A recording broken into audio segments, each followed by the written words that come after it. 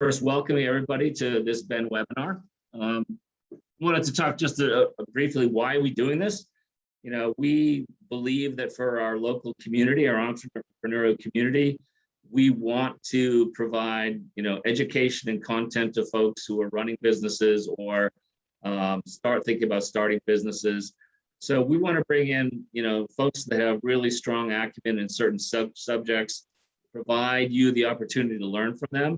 And then more than that, all of the folks who are doing our webinars are coming in, running businesses around the theme that they're doing. So, if there's occasion to use their services, this is an opportunity to sort of evaluate them. But mostly this is education. It's for you.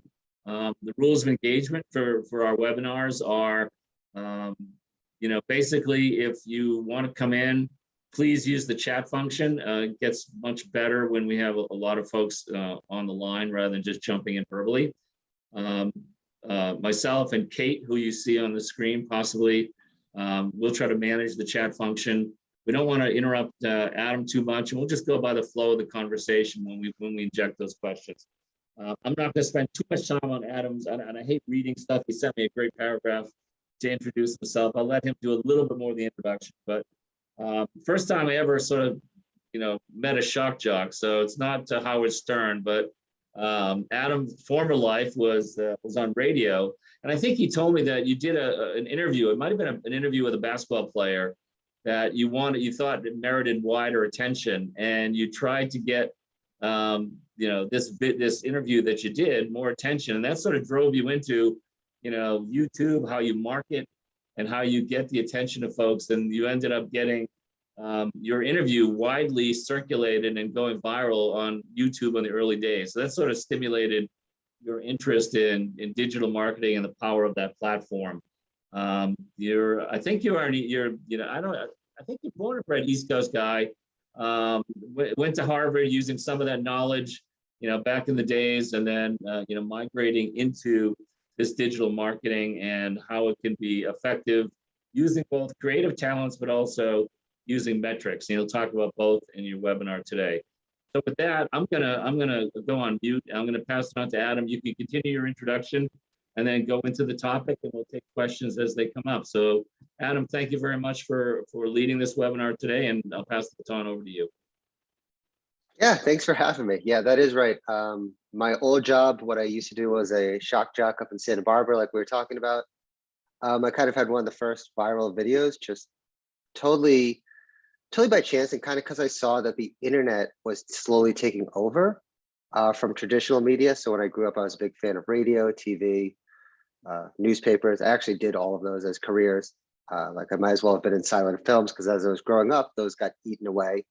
And I realized that YouTube was actually going to be a huge thing. So I put up a video, and some of the techniques and what I'll show you is a little bit of what worked for that. But yeah, I did end up having one of the first viral videos. It's the #7 viral video of all time on Sports Illustrated. It was on the Best Damn Sports Show. It was on Best Week Ever. Now when I see the video, I'm like, man, I look way young. But so let me pull up the slides and we can go through this. Here. So this is actually going to be very much more business focused than typically my ones about radio stuff. Okay, so to make a video, I'm going to share my screen. Let's pull this all up, and we want this one right here. All right, so does everyone see the basically just the slide that says Ben webinar? All right, I'm seeing a thumbs up. Let me move my head. Give me one more second. I'm going to, I think I need to do that. All right, so now does everyone just see the slide says Ben webinar? Okay, cool. Okay, so in this video, we're going to talk about how to generate more revenue, more clients, and a better return on investment through efficient internet marketing. And what you're going to find from going through this journey with me is that I'm a practitioner. So not only am I going to present you with real life examples from our clients, but from our own business as well, that we've grown using these exact same processes. We eat, breathe, and sleep efficiency and streamlining in internet marketing. So that's really important to talk about here. And the structure we use to achieve this is paid traffic and conversion optimized funnels. And I truly believe that we're some of the best in the world at it. So if you stick around to the end of this, my promise to you is that there's going to be a teach tape. It's not going to be a whole bunch of pitches. It's not going to be a whole bunch of pie in the sky ideas. What I've really done with this, from talking with Mark and talking with the team, is really make sure to have real world examples and real world takeaways that you can use today if you want. So let's get into this. So I want to start by this quote from John Wanamaker, who actually opened up Wanamaker's in the 1830s. And I remember there was a big Wanamaker building in Philly. So he says that half of the money I spent on advertising is wasted. And the trouble is I don't know which half. So I put this in for two reasons. One is the first to show you, look, people have been having trouble with with advertising and marketing for years. It's nothing new, but here's the difference. We live in an age where you not only should know which half is working, you should also know why it isn't working and what you can do to improve upon it, and also what to double down on. You honestly should be able to increase efficiency on just data alone. And one of the biggest knocks on internet marketing right now that I hear is that it doesn't work. So I get a lot of people fill out my forms. I do a lot of these webinars. I write for a lot of people. So I do get a lot of inbound and they say, look, I've tried it. It doesn't work. I've tried it. I got a lot of clicks. It doesn't work. So I would say that it does work and people just aren't doing it efficiently. And that's really one of the biggest issues. So in reality, you should know not only what's driving conversions, but also how those conversions are performing from a business standpoint. And I do want to take a moment specifically to talk about what a conversion is, because this is a internet marketing term, but it revolves around business. So a conversion is the business action you want a user to take on your site. Could be submitting a form, could be an inbound call, certainly could be a purchase, but it has to be an action and it has to have a business result. So this is a screenshot of the dashboard that we provide for our clients so that they can get clarity into what conversions are, what their conversions are, and also how it compares to known industry benchmarks. So things like calls, things like form fills, things like cost per acquisition. These are all things you should know pretty much instantly. Like there are ways to do this and there are ways to make this clear and clean so you know exactly what's going on. And I did want to talk a little bit just quickly about why internet marketing rather than traditional marketing in terms of efficiency. So when you compare internet marketing to something like radio or TV, or really even PR, internet marketing is much more trackable, much more predictable, and much more scalable when it comes to real world business events, business results, and that's what makes it more efficient. So I'm not sure if any of you have tried radio, but like Mark said, I was a radio morning show host for about 5 years. And let me tell you, like the accuracy is really not there for advertisers. I didn't know if I said this or if I said that, how many people were going to come and see me at like a Toyota-thon. So let's talk about this even further, because I want to talk about internet marketing, but even comparing what we do, which is paid traffic and conversion optimized funnels, to something like SEO in terms of efficiency. So paid traffic and conversion optimized funnels are much more efficient because you can operate much quicker. When you turn on a paid campaign, you drive the traffic you want that instant and see what happens in the real world when prospects come into contact with your offer. So the efficiency is in the speed to market and the precision, because you tell Google or Facebook exactly who sees the ad, what the copy says, and what page to send them to. And you also have enhanced data to work with. And you absolutely should try SEO, right? You should try all the markets just to see what works for you. But it's very inefficient because of the time it takes. And also with SEO, you can't really tell Google with any accuracy what you want to show for, nor can you tell it what page you want to show for. You can suggest it, you can optimize for it, but you can't tell it. You also don't get all the data. If you look in your analytics, the amount of what they call keywords not provided is staggering. And that's all the data that you don't get from SEO that you do get from things like paid traffic. So the point I'm trying to make in all this is if you want speed to market, predictability, and scalability, I recommend paid traffic and conversion optimized funnels as the way to go and the most efficient means in your marketing. So it is important to think about this because I'm sure this webinar is just one of the millions of things that are going to be coming at you today. So I just want to take a look at SEO right now because people ask about that. People also think I do that, which I don't. So let's just look at the status of SEO right now. So Google announces their algorithm updates all the time. Google's always updating their algorithm because they have to, because people are trying to basically hack it and beat the game and basically make their search results work for them. But then Google does come back and beat them. Mobile Get 'em was a big one, Core Web Vitals. And others really make it difficult that if you've done a lot of work and Google delists you or demotes you, it's really hard to come back from. So, you're all inundated with the newest strategy, but this kind of clogs your thinking from focusing on the larger strategic initiatives and what's really going on here. Because at the end of the day, human psychology is human psychology, right? How we buy has changed, but why we buy has not changed.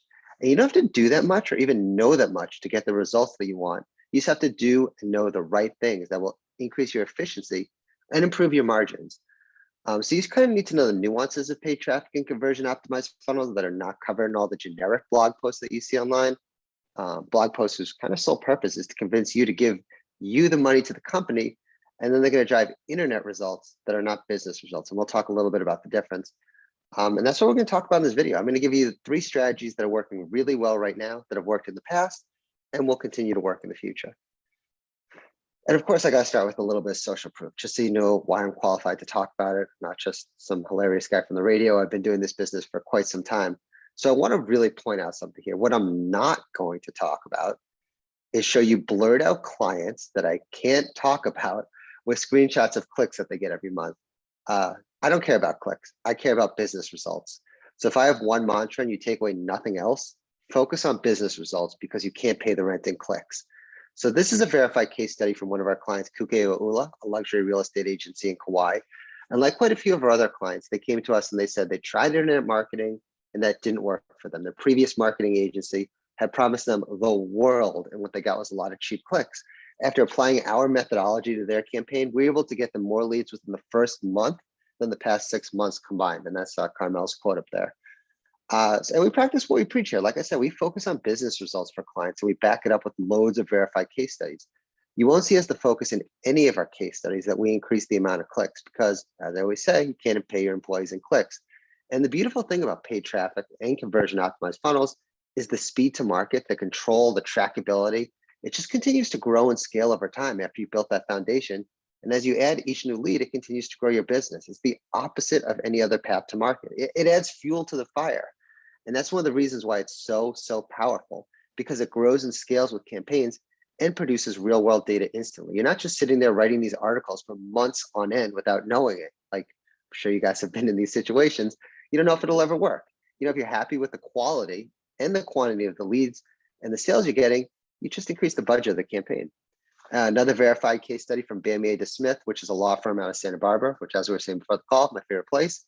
I put this in just to show you that what we do can work across a lot of industries and verticals. And you can see that when we applied our framework, we were able to triple the amount of leads that they received from the previous marketing service, which is actually both SEO and paid traffic, versus just the paid traffic and conversion optimized funnels. Again, I want to point out that we're talking about business metrics here, 3x of leads. We try to speak business. ROAS, MQLs, marketing qualified leads, SQL, sales qualified leads. Like, I know the internet is fun and we have a funny name. My company's name is Nerds Do It Better. But when it comes to business, I do take it seriously. And another verified case I want to show you, and I think that this one really will be more effective for this audience, is when it comes to cutting edge. We need to think about, does this work for cutting edge, right? Because great, people are looking for lawyers, people are looking for houses. We do a lot of work with real estate agents. But what about when there's new products and there isn't demand? I get that. So let's take a look at this one. This is another client who came to me, tried internet marketing, didn't work. Much like other 2 previous verified case studies, been burned big time before. So this is Cloud Medical. They're out of Colorado. And what they do is called direct primary care, which at the time and currently is still a brand new form of healthcare. Almost no one knew what it was. There was no search volume. So it had to be a Facebook play. So after applying our framework to his funnel, not only did he get people in his area to know what direct primary care was, importantly, he was able to double his membership. Again, a business metric. We didn't tell Dr. Dave to check out how many clicks he got to your page or, hey, lots of people like your post. We got him real world business results using our paid traffic and conversion optimized funnel framework, where we try to get as close to the business metrics as possible and work backwards from there. And more importantly, this is just one funnel. So again, when Dr. Chusik found what worked, we just copied the same funnel. And when he opened a new location, because he's a couple in Colorado, we just used the same funnel there. So we're getting these quick wins by attacking the right opportunities, following the data, and then stacking them for long-term growth. It gets very, very lethal when we do this. This one comes from Compass Real Estate. We were hired by the San Diego office to do paid traffic conversion optimized funnels. And in our strategy discovery meeting, we found that buyer and seller leads are worth very different amounts of money to real estate agents. Using this as my North Star, We created very specific conversion optimized funnels, which I'll show you a bit later in this webinar. We'll walk you through each step. We increased leads by 700%. And we helped them drastically not only increase their buyer leads, but also their seller leads as well, which is what they really cared about, all from following the exact same strategy that I've covered in the previous verified case studies. And this is the last case study just to show you. I put this in one, just to kind of break up the slides. And two, because you want to check out lead quizzes, they verified this as well. And I have a little video on their site where I actually walk through the campaign. So if you want to see the ads and all that stuff. So they're love disruptors. They're an information and coaching company that helps blended post-divorce families improve their relationships. And honestly, I just think they're great people doing a great thing. But as you can see, we got them 500 leads at 75 cents per lead, which they then turned into coaching clients, as well as upsold those leads through a course, through an email sequence. Again, following the exact same process that we followed for all companies that I showed you before. So with all that being said, hopefully you trust me a little bit to take you on this journey and show you and coach you a little bit on the system and the processes. So first, I kind of want to talk about why your internet marketing is currently inefficient. And it's important to understand the problem because a prescription without a diagnosis is malpractice, as my business coach always used to say. So I'll give you the 3 most common reasons I see, and then we'll talk about the 3 ways to fix them. So the first is that you're probably approaching paid traffic in a silo. Companies, agencies included, usually don't push integrated marketing strategies. And this is the wrong thing to do. And it's really not what's best for you. So if you're hiring an agency to take care of your paid traffic and they only focus on the traffic end and not what happens after the click, as well as what actually happens in the business, they're not doing right by you. What happens after the click is where the business occurs. And you need to understand not only how and where these clicks come from, but to understand and get the prospect to perform the business action, again, called a conversion, you want them to perform on your site. You want to convert them from a site visitor to a lead. I mean, that's essentially what a conversion is, or a site visitor to a sale. That's why it's called a conversion.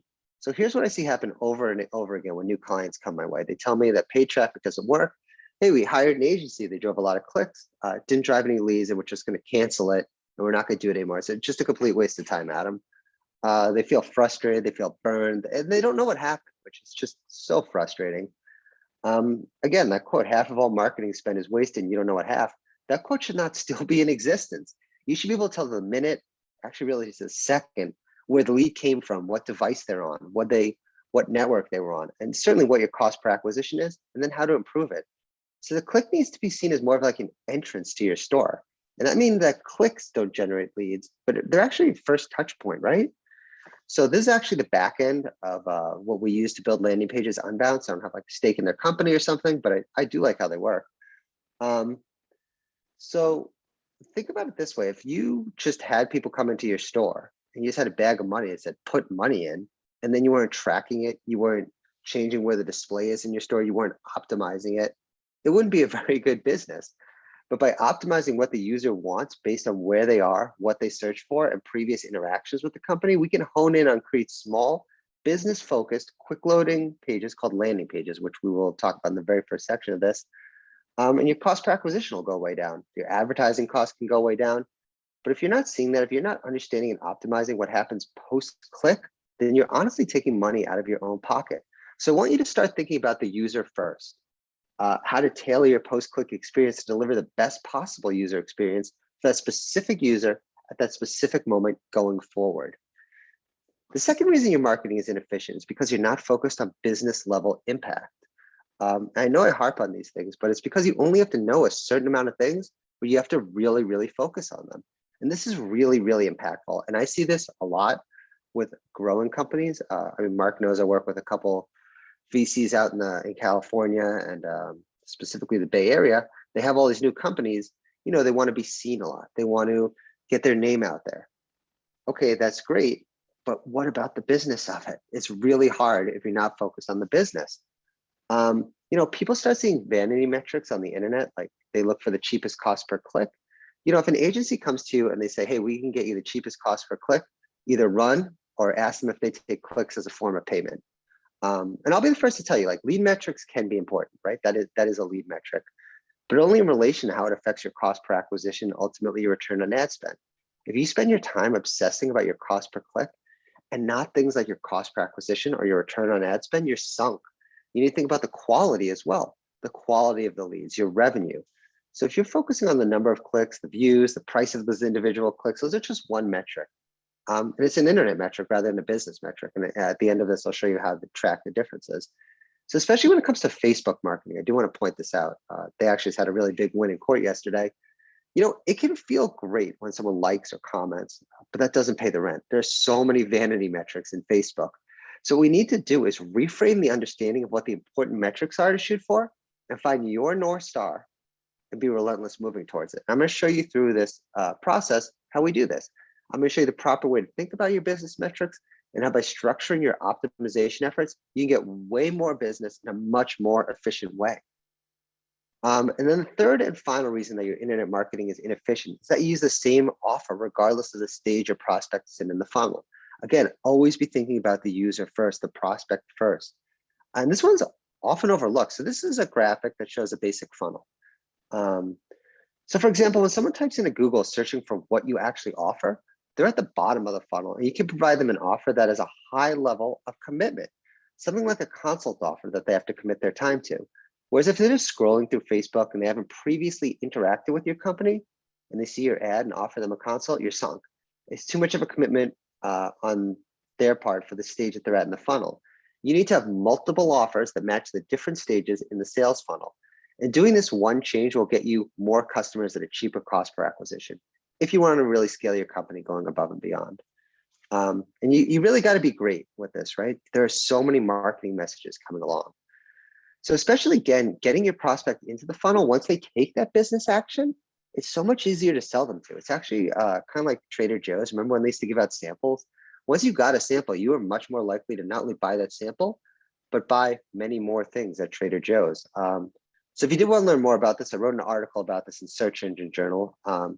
Hint, the one flaw to destroying the conversion optimization test is not having different offers. But that's a perfect segue into what we're doing here. So I've shown you the 3 problems, and the next, basically the rest of this is all learning. I'm going to show you the 3 ways to actually fix those problems. And if I'm being honest, this is not some like generic strategy. This is something that we do every single day, not only with our clients, but for our own business. So I'm going to peel back the curtain and show you exactly what this looks like in practice. Let's do it. All right, so the first way to improve the efficiency of your online marketing is to have a conversion-focused landing page. Now, a lot of paid traffic agencies spend all their time talking about ads, copy, and video for Facebook. But I want to start where I actually see the biggest increase in efficiency. The page you send a user to after the click, aka the landing page. You might have heard this called a squeeze page. It has a variety of different names, but to standardize this, let's call this the landing page, which is the most common one. And when we go into audit paid traffic campaigns, which we've done for a bunch of bank clients, the number one thing that I find that's causing the problem is that you're not sending users to dedicated landing pages. Or if they are, the landing page is terrible, it's just bloated and not organized properly. And this is an inefficient waste of money. So what I want to do is tell you why a landing page is a strategic advantage. I'm going to run you through the 5 essential elements you need for your landing pages to drive business results. And I'm going to show you concrete real world examples. So I want to talk about what a landing page is. And the best definition I've ever found comes from Ollie Gardner, who is the founder of Unbounce. Again, I don't have a stake in them. I just think they're a great company. But a landing page is a dedicated campaign-specific web page that drives visitors to complete a single marketing goal or call to action. So let's break this down a little better. So by dedicated, we mean the page doesn't necessarily have ties to your website. It can look like your website, almost always will. It'll have same fonts, same colors, same design, but it's not necessarily attached to your website. And I'll show you that in an example. By campaign specific, we mean that it has a single marketing initiative. So if you have a Google Ads page, that'd be specific for that. Facebook specific for that. And even further broken down by campaign. This helps you keep what's called clean data. And most commonly landing pages, no navigation, so your visitors aren't going to look around. And really, if you were to take away what is a landing page, Adam? The goal of a landing page is to be a lightweight version of your website that has one specific goal. And this should be a page that's designed and launched quickly with no need for development, and can be split tested, so tested against itself for business results to see what works the best. So a lot of people send visitors to a home page versus a landing page. So I put up this little T-chart of the differences. And really the big takeaway here is your homepage's objective is to get a user to click more and learn more about your company. You know, you have all these navigations, you have all these blog posts if you're blogging, you may have videos, you may have an About Us page, but a landing page has one goal, and it's to drive a business action called a conversion. It is the most efficient tool I have ever found to convert a user from a visitor to a lead to a sale. So a homepage and a landing page are two totally different things. And again, I'm going to show you an example, but it's really important to understand why landing pages even exist. And this took me a while to get, like when I first started this. So they're like two different cars, right? Like you wouldn't drive a Jeep Wrangler on a race car track and you wouldn't take a Ferrari off-roading. They're two totally different purposes. Yes, they're both online and they both have a URL, but two totally different things. So I'm going to clarify this by showing you an example of the differences. So this is one of our clients called Access Credit. On the left, or would that be your left? Well, yes, on the left side with the lady smiling, that is their homepage. On the right side is the landing page we created for them. So left side, you can see they have a lot of menu options, drop downs. There, if you were to scroll further down that, there's all sorts of different copy and there's a lot of places for them to go. Now, their conversion rate, which is how many people see a page versus how many take the business action, is much, much, much lower than the page on the right, which is the landing page. The landing page has one specific action, and it's to get the user to get a free credit report, which they then receive. And during the reception of it, there's a presentation, which is actually much more of a sales presentation than anything else. I mean, they do get a credit report, and that's that's essentially their mini funnel. There's also a call button at the top of it. I don't know if you guys can see my mouse, but there's a call button at the top. That's a dedicated tracking number. That number rotates in real time so that we actually know what keyword, what device they're on. And we use that to shoot back into our data, talk to the business owner and see, how the leads are performing. But that's the big difference. So if you go here, there's one thing to do, and there's only one thing to do. It's either become a lead or leave. If you go here, there's lots of things to do, and they're used for different purposes. So we use this in our paid traffic and conversion optimized funnel. So this is the funnel right here. This is usually the top of the funnel, but as you see, we go through it. Sometimes the landing page is broken up into a couple different steps because you want people to get what's called your core conversion, and we'll get into that. But just for this purpose, this is the difference between a landing page and a home page. So let's talk about the different elements, because there's really only 5. There's a call to action or a form. Actually, this graphic is from Unbounce. So this is the call to action here in the form. So this is actually where the business action takes place. You have a headline, you have a subheadline, you have a hero shot, which is your shot right here. You have your benefits and features, and you have your social proof. So what I'm gonna do here is walk you through these 5 along with real landing pages that we've used that have been very successful, and give you what the key point is in each of these. Because just knowing you have a call to action or form, cool, that's not particularly helpful to you guys. Knowing what to put on that should drive your business results immediately. And that's what I want out of this. If nothing else, if we never talk and you never see me again, I'd like to help improve your business. So this is the first of the 5 elements for a landing page. We're going to talk about the call to action, the form, and we're going to use the real life example. We've used this exact page for our company, Nerds Do It Better, from Google Ads. So the call to action, the form, is one of, if not the most important element on your landing page. This is a place in your business that really drives the user to take the action and convert into a lead. So there's a couple of key elements when it comes to the form and the landing page. So very simply, let's start with the copy on the button right here. So you can see I put get my free consultation. This is very clear in my opinion and gets the prospect excited. You want to, on your button, tell the user what the end benefit they get of clicking the button is. It is a million times better than the default of submit. You need to be thinking about your end user at all times, like become obsessed with it. Why would they want to submit? What's the benefit to them? What's the outcome of clicking the button that they want, and why is it valuable to them? Changing your button from submit to the end benefit the user gets will increase your conversions massively. And another thing here is just to make sure the button stands out. It's big, it's bold. You can see it, there's a big bold color here. But really, if there's one thing to take away, and I'm going to give you one key takeaway from each portion, is to focus on what the user gets and you use that as a call to action on your form. Our job as marketers is to get people excited. And when they get excited and see value, what they do, they take action. We want our users taking action. So in this case, I either want them to take action of filling out the form to get the consultation and book that call, or they could call in directly. Either one of those was fine for me when I was running this campaign. So what I'm trying to do here is to get the user to click the dropdown on that first easy selection that they don't really need to think about, and then get them moving up the yes ladder by asking simple, non-threatening questions first and getting the contact information last. So this is step 2 of 3 of the initial page. So this is why it's a funnel and not just a landing page. I like to have the form update to orient the user, because a confused person never ends up becoming a sale. So I put the step, I put this little dot that lets them know where they're at, lets them know that we just need a little more information. And then I've changed the call to action to continue to the final step. Again, we're orienting the user. And by breaking these down into small chunks, we are statistically significantly likely to increase the likelihood that they will fill out the complete form.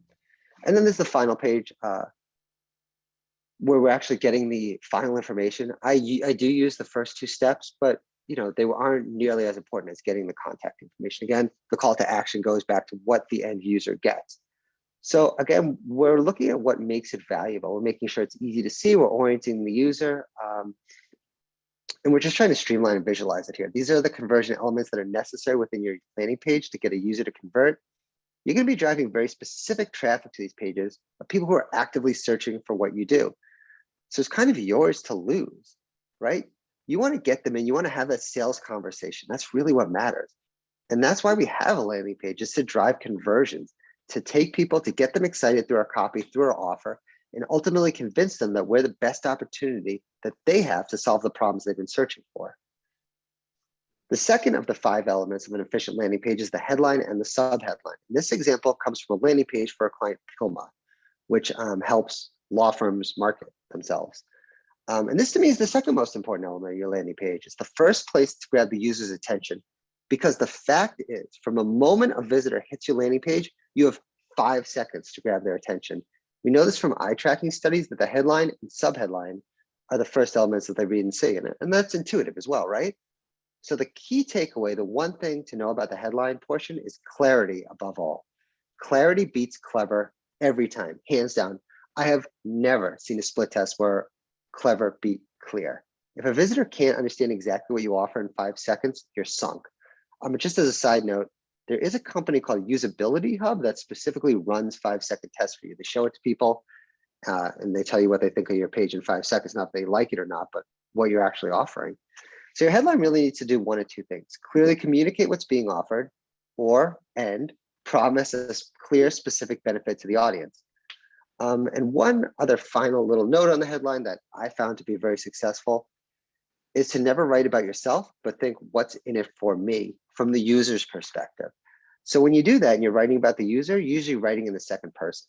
So you can see it's get your free marketing consultation, grow your law firm at 25% by 25% in 12 months guaranteed, which is a great guarantee. I highly recommend Ked's company. I mean, they're one of my clients, but I do recommend them a lot. So I think you can see how this is much more persuasive than we provide free marketing, or sometimes people put a question looking to grow your marketing. You want to be really promising and being very clear of what the user gets. Again, always thinking about the user. So hopefully when your prospect looks at the headline, they know exactly what they'll get, as well as if it's for them. If it's not for them, you as a business don't want to waste your time like taking these calls either. The third of the 5 elements of an efficient landing page is the hero shot. This real world example comes from our client, Jeannie Spiro, out of Rhode Island. Most of the time you take a physical photo or an illustration, and it should add clarity or context. So this is, I actually put this in here just because people do ask about it. What if you have an ebook? How do you show someone reading an ebook in context? I prefer to make those look like an actual physical book. Those usually do really well. We run this one on Facebook and it's done really well. But if there is one takeaway from, and there is one takeaway from all of these, for the hero shot, it's to avoid stock photos. If you're just using a generic stock photo, you may as well not even have it in there. The fourth of the 5 elements of an efficient landing pages is the features and the benefits. This comes from our client ClearPath GPS, their GPS tracking service for quite a variety of things, actually. So look, visitors know you're not their only option. So this is where you get to persuade your visitors into learning why you're the best option. And I like to use these little icons to make it clearer. So you can see this is like a little fuel drop. Track maintenance has little gears. But the difference between a feature and a benefit is the benefit is what the end user wants, and the feature is how to get them there. So common marketing saying is you're selling the hole in the wall, you're not selling the drill, right? So a feature would be things like the drill's motor speed, but what they want is the hole in the wall.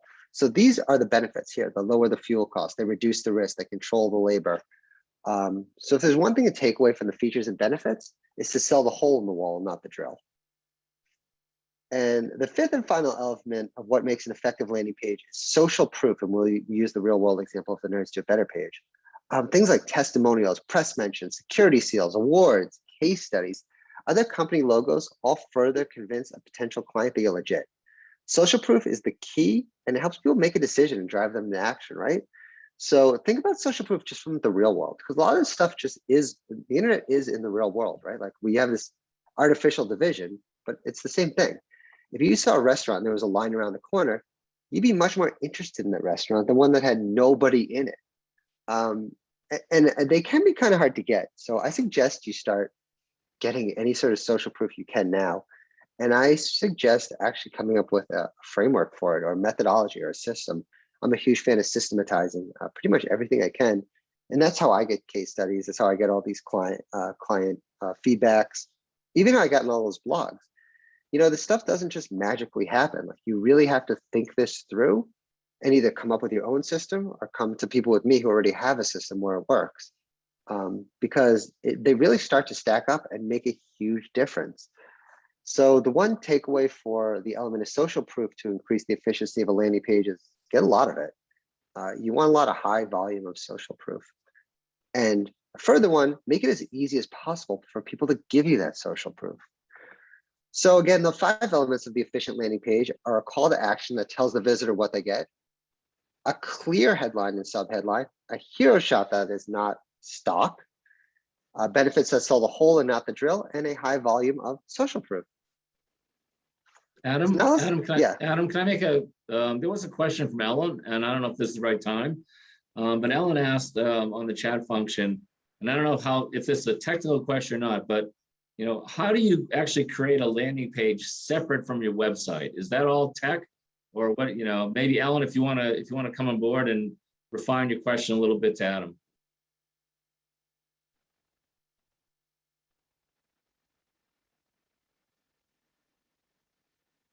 Oh, am I there? Yes. Okay, sorry about that. Yeah, I guess maybe it is sort of tech. Do you do this, Adam, within the website itself kind of thing, but you're sending them to a different page within your website so they are not really, even though maybe the end user is not really aware of that, or do you go completely outside of the website to do a separate landing page? Yeah, so here, let me scroll back here so I can show you. So this is the access credit one and their thing.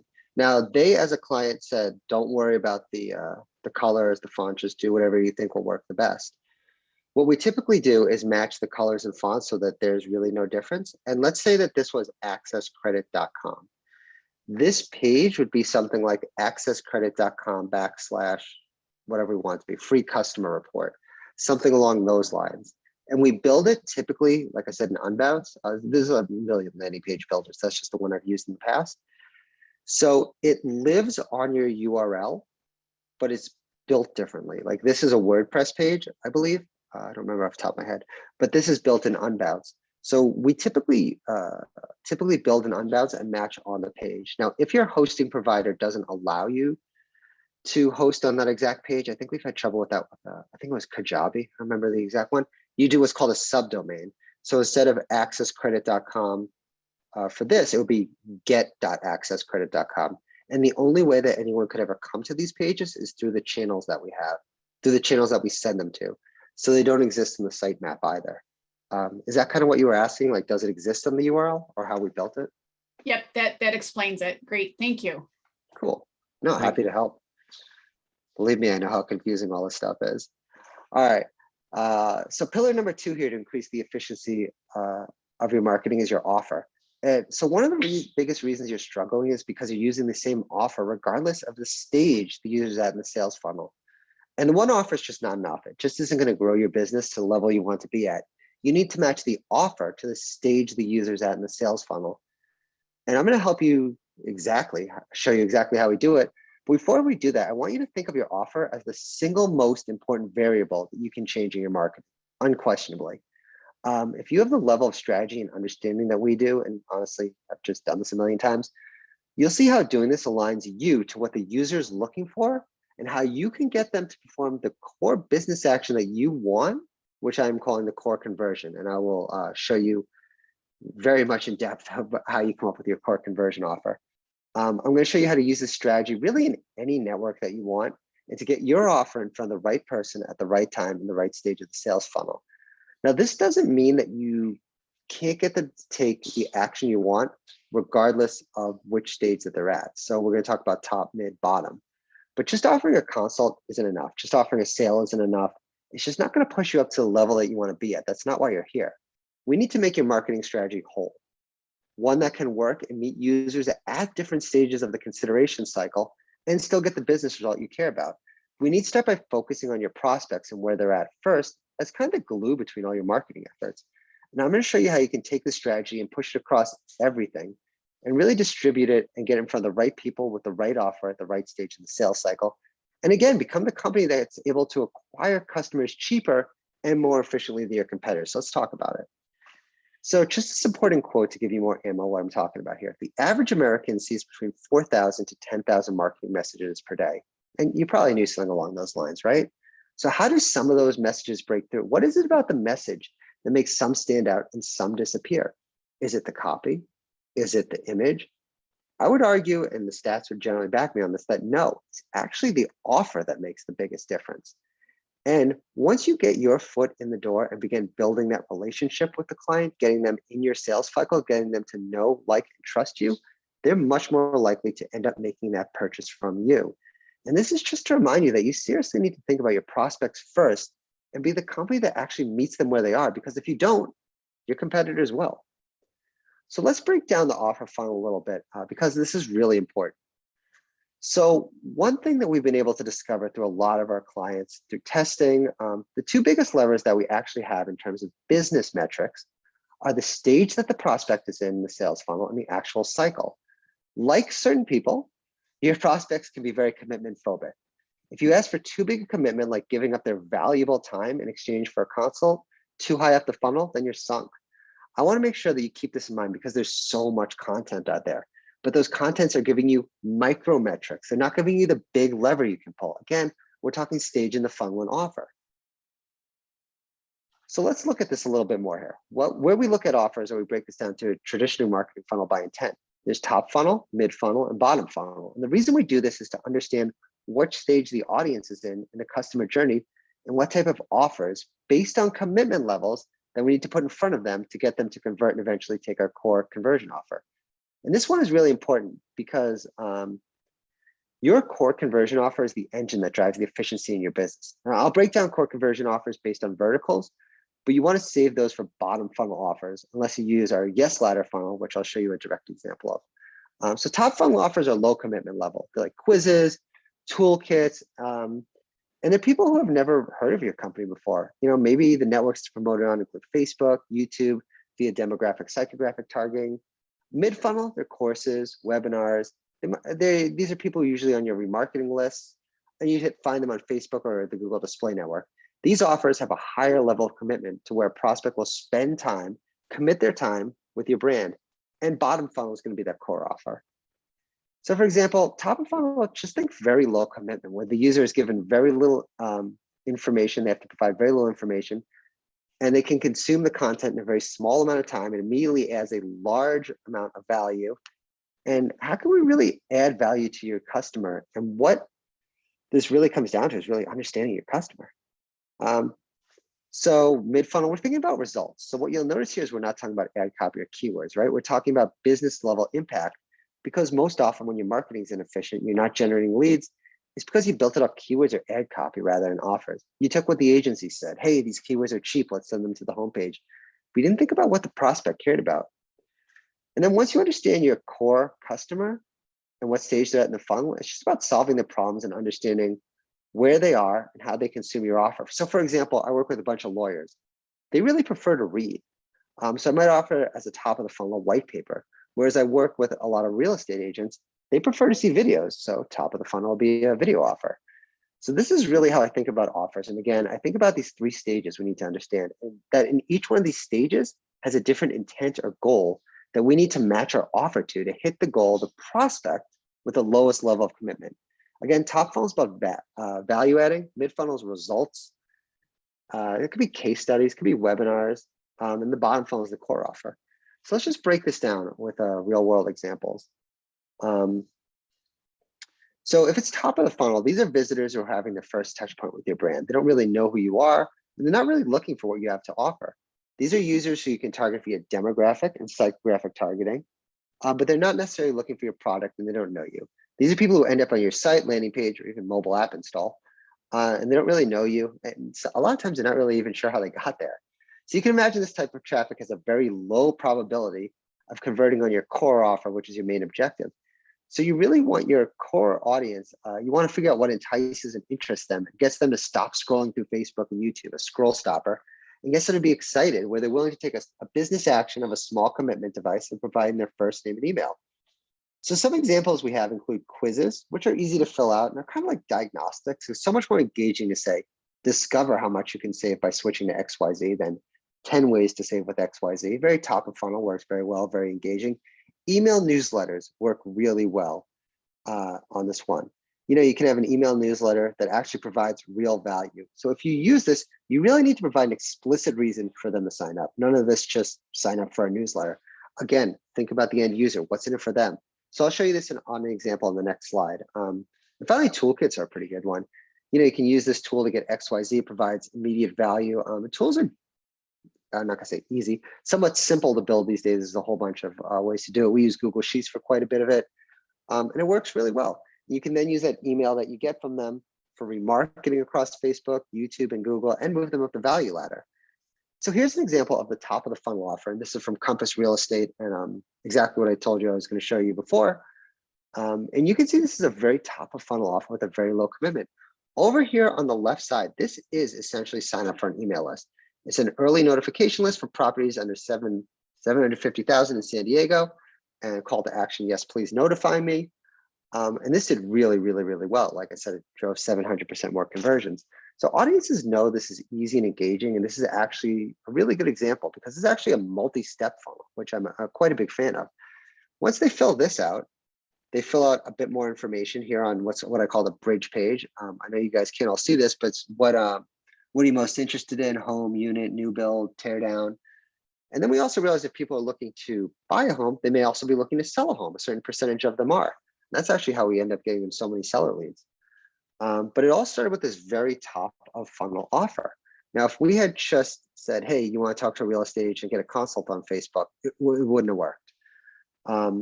So we do use this for their email marketing. We built remarketing audiences, their ecosystem.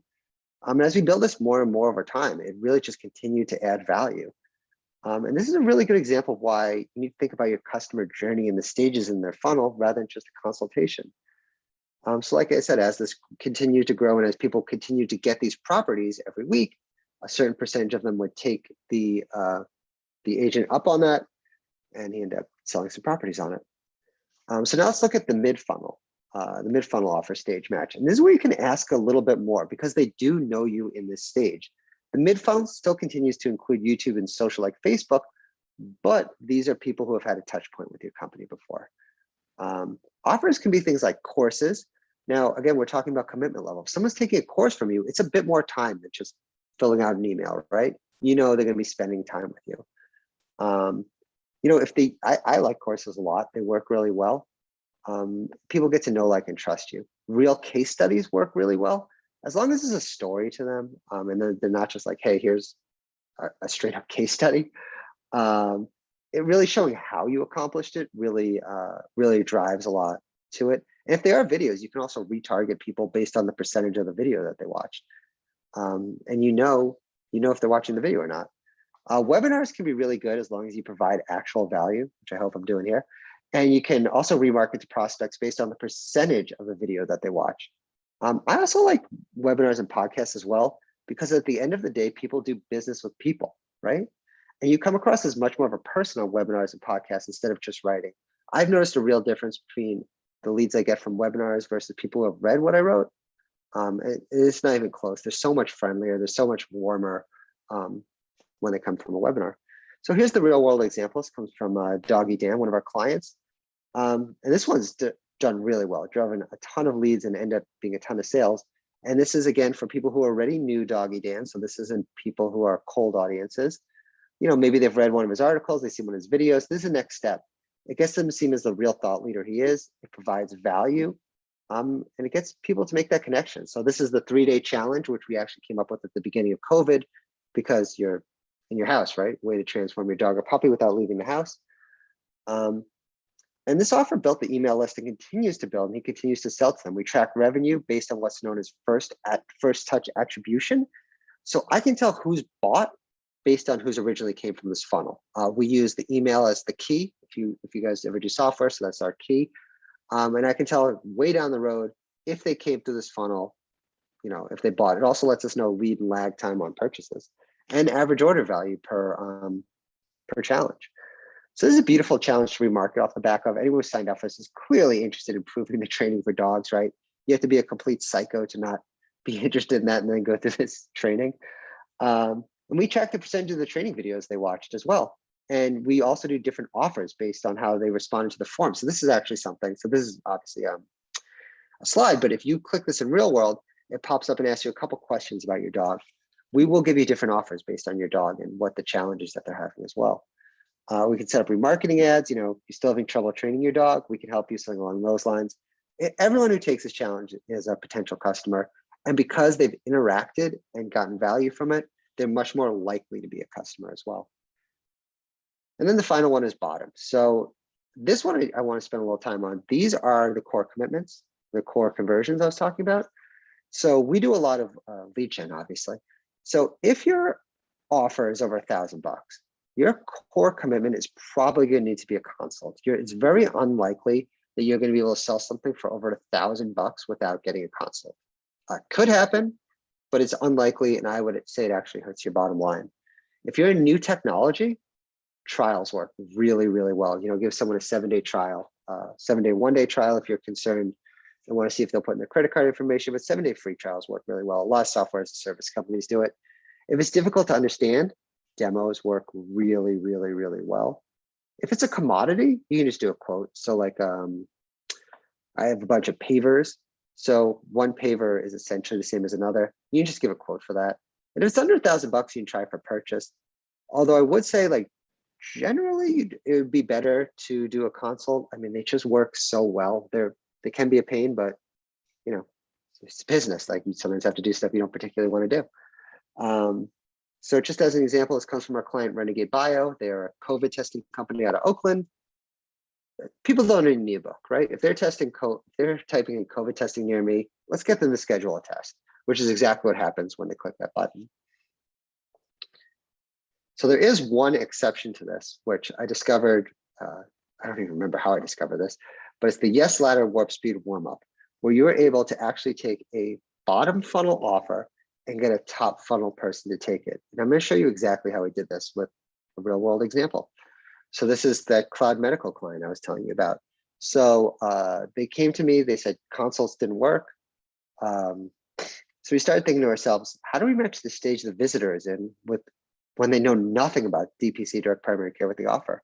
So instead of trying to just get them to take a consultation, we first got them to download an ebook, which is step 1. Step 2, the bridge page, we offered them the consult. Now, this is an important concept. We know for sure that on the thank you page, we have their complete attention. And it's the only place that you really know you have the complete attention of someone. You might, if you're Google and on the search results page, which was actually their whole value proposition, that they know nothing, but they know the complete attention is that they have it then. But by doing this and stacking this, a certain percentage of people will take it. So if you want to use this Yes Ladder Warp Speed warm-up, what you need to do is think of a top funnel offer, which you will match with the top funnel networks. And then you can put your bottom funnel core conversion on the next page.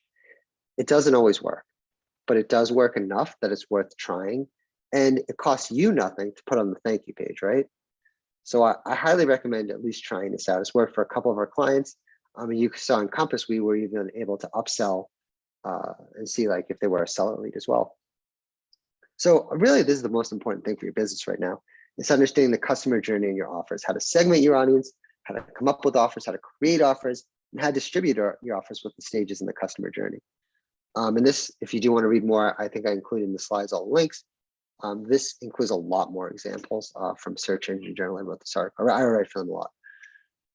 So the final one, because I guess we're running out of time here, I'll go through this quickly, is the business level impact. So you want to be thinking about the business metrics versus the internet metrics. Internet metrics are clicks, cost per conversion, impressions. When it comes to internet marketing, your North Star is always about how much money is being made. You want to tie any optimization efforts into money. And the key here is understanding the difference between lead metrics, which are what I consider the internet metrics, and lag metrics, which are the business metrics, like what's actually driving revenue, right? So this is where a lot of marketing agencies fail. They're thinking and reporting on getting you cheap clicks when they should be thinking about what are the best mechanisms for turning a site visitor into a client. Again, agencies not understanding that while the internet's fun, it's new, it's still a bottom line business. So I'll go through this pretty quickly. So when it comes to business level impact, there's really three things. You have your traffic, your conversion, and your sale. And that's really it when it comes down to the brass tacks here. If you have great quality traffic and you can convert it, you're not going to get the results. If you're getting quality traffic and converting that traffic, but you suck at sales, you're not going to get the results. What I actually like to do is flip it. So I like to think about this backwards. So if you double your closing rate, that means you're generating revenue from a higher percentage of leads than before. That also means you can expand your marketing efforts to other platforms because you can withhold a higher cost per acquisition. If you were to double your conversion rates, then you can double your average cost per click bids. You can outrange your competitors and get a higher impression share, and therefore get more traffic, all while keeping your ad budget the same. But if you only focus on this first part, if you're only focused on your traffic, well, you're only really doing micro improvements, and you hit a ceiling really quickly. So I always recommend to start from the back. I'm like, how do you do this? Well, this is a direct example from one of our clients. This is a CRM that we built for them. I blocked out everything I think I need to block. Yeah, good, I did. And so what we actually do is look at the quality over the quantity. So what this actually is a sheet that in real time tells us the keyword, which you can see in column I, tells us the lead, tells us optional information is the information they type into the form. And then the client tells me the status of it and reads it back to me. So Google only knows if you got a lead, if you got a sale, if you got a phone call. Well, that's great if you only care about quantity. But for most of my clients, there's tremendous difference in the quality based on the keywords. And also we find out what they're asking. So in this case, they're a medical transportation company, and people were asking a lot about COVID, not surprisingly. So we started putting that on the landing page, and we found that increased the quantity of conversions as well, because now people were no longer having that question. It's right there in front of them.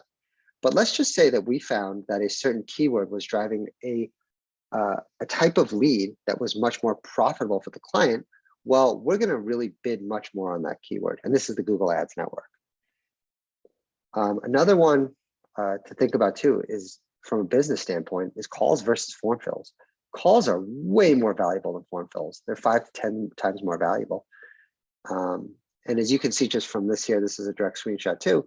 We got this client 345 calls, but only 12 form fills. But that's what they wanted. And that's because we looked at their business metrics. You know, what is actually becoming a sale?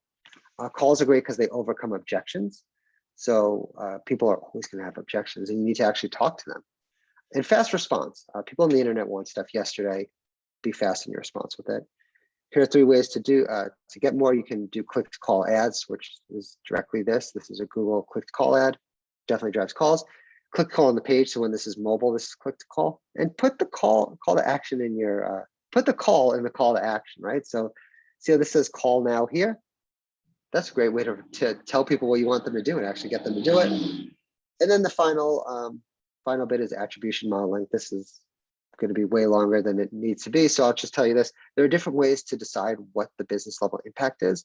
And none of them are wrong or none of them are right. It's just like how you actually want to do it. If it's first interaction, so someone downloads an ebook and then 3 months later they become a lead, do I want to say, hey, that's what made the sale? You can do time decay, you can do linear, you can say only the last interaction. So they saw a video, they became a lead, then they read a blog post, and then they became a sale. Do you want to say it's the blog post? There's all different ones you can do. I actually have quite a bit more on this, but I know I'm running over time, so I'm not going to do too much more on that. So this is my offer if you do want to take it. If you want to apply this to your business, you can feel free to go to nerdsdoitbetter.com/consult. I think Mark will tell you I'm not a hard sell kind of guy. Hope you guys can tell that just from this webinar. We'll take you through, if you've done marketing before, we'll look at your stats and tell you how you can improve it. If you haven't, we'll give you some ideas. And yeah, we'll show you some of the exact frameworks and actual processes that we use. And that is the webinar. Thank you, Adam. Thank you so much.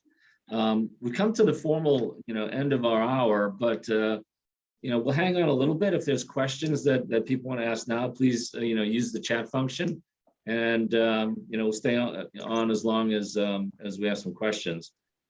Adam, I want to thank you very much. I think kind of demystifying for me, this whole process. When you look at internet marketing, if you're not a tech guy, it seems as though it's a world you don't understand. But you basically were able to show how metrics, psychology, customer focus leads to business results, and that's kind of blocking and tackling that's been around forever. So I appreciate that and how you applied it to to this novel kind of digital world. So thank you very much on that.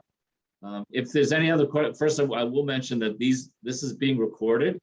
Adam gave a tremendous amount of information. We will post this very shortly on our YouTube site, so you can go back and look at the webinar and pull out things you might not have saw the first time around. Or I'd certainly invite you to contact Adam directly and let him do a consult if you have any questions or comments. Thanks, people. I think Lauren said, where can we rewatch this event? We'll post it on our YouTube channel shortly, so you'll be able to rewatch it here. Ellen, thanks for your comments. For BFPT for hosting, and Adam for doing a great job. Thank you, Ellen, for participating.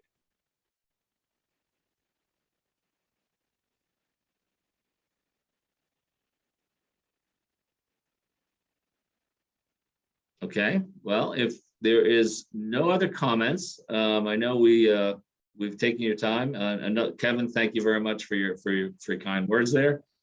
Folks are signing up for consults. I would let them reach out to Nerds Do It Better, schedule your consult, apply these results to your business, get higher. As Adam said, it's all about business results. It's not the metrics that should enamor you, it's actually the dollars and the cents. So please reach out to Adam.